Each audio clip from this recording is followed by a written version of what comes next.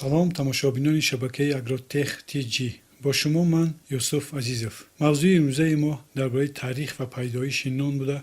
در این باره ما به شما معلومات میدیم. نان بزرگترین تحفه خداوند است که چیزی او را عوض کردن نمیتواند. عالمان میگویند که نان یکمین بار 15000 سال پیش پیدا شده است. در این دوره‌ها زندگی آدمان بسیار مشکل بود. وقتی آدمان آن زمان فقط برای پیدا نمودن خوراک صرف میشد. در جستجوی خوراک نظر آنها به علف‌های خوشه‌دار میافتاد. این رستنی‌های گندم، جو، اویاس و دیگر محصولات‌های دانه‌دار بودند. آدمان اهمیت دادند که دانه را به زمین پرتایند، از زمین خوشه میبراید. مهلت زیاد آدمان این خوشه‌ها را، این گندم‌ها را با طرز خام استفاده می‌بردند. آدمان قدیم آتش را پیدا نمودند که با آتش آن را جدا نمودن خوشه از دانه آسان نمود. تخمین 5-6 هزار سال پیش آدمان پرورش گندم و جو را یاد گرفتند و یکم آسیاب‌های دستی پیدا شد که با پیدا شدن یکمین نان سبب گشت. همین طور یکمین آدمان نان را با طور عطله پزانده می‌خوردند که نان یکم در عالم به حساب می‌رود. و تا حال با این طرز در بسیار مملکت‌های آفریقا و آسیا نان را استعمال می‌کنند. ارخئولوژها تخمین می‌کنند که ناگهان در وقت پختن عطله از آرد یک قسمی آن در روی سنگ تفسان ریخت و به نان زیبای سرخ تبدیل یافت که آدم را حیران ساخت. نان آن وقت به نان امروزه مانند نبود، ولی این یکمین پیدایش نان بود که حیات آدمیت را برای پیدا نمودن خوراک آسان نمود.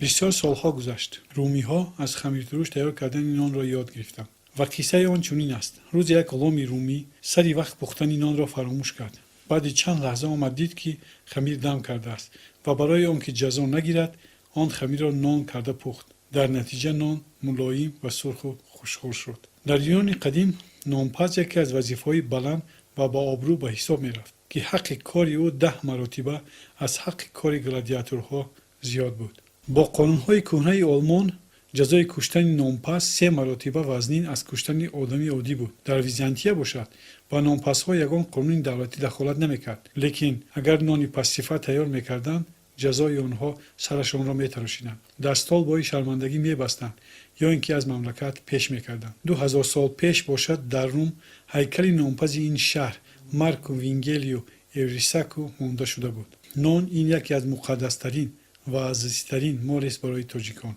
عالم تاجیک روزی هم خود را به نان تصور کردن نمی‌تواند و دائم در استعمال آن میباشد. نان برای تاجیکان محصولات رقم 1 در استعمال میباشد.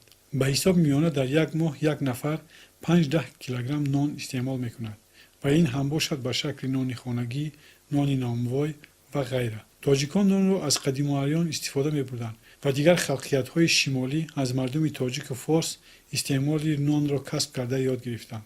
سببی در آن که نان از گندم میشود و پرورش آن به دهقان وابسته است و مردم شمال ترک نژاد اساساً کوچمنچی چارپایه بودند. در تاریخ آمده است که همه نان‌های زیبای خوشروی و بامزه را خلق تاجیک سمرقند، بخارا، کلاب، سوغد، حصار و رامید می‌پختند. نرخ یک نان در تاجیکستان به حساب میانه 1.5 سامان میباشد و وزن این نان تقریباً 150 گرم بوده. از خلطه آرد 50 کیلوگرمه تا 335 نان پختن امکان دارد. نان‌های از همه زیباترین را در تاجیکستان در شهر دوشنبه و بعداً خورجند، اسفره، استرافشان، پنجکین و خورز در همه ناحیه‌ها می‌پزند. از همه نان‌های کلانترین را مردم بلندکوه و به خصوص مردم وادی رشت، کلاب و حصار می‌پزند. مردم بدخشان باشد اصلا به کلچه چلپک، چپاتی بیشتر اهمیت می‌دهند.